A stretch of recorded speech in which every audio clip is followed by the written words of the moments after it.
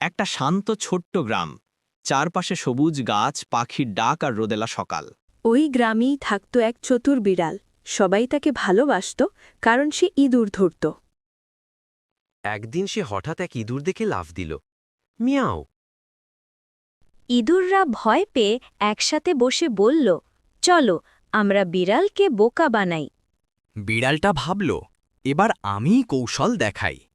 সে মরে যাওয়ার ভান করে শুয়ে রইল। ইঁদুররা এগিয়ে এলো, হাসতে হাসতে বলল, দেখো বিড়ালটা মরে গেছে। হঠাৎ বিড়ালটা চোখ খুলে মিয়াও করে লাফিয়ে পড়ল। বাকি ইঁদুররা চিৎকার করে দৌড়ে পালালো, গুদাম ফাঁকা হয়ে গেল মুহূর্তে।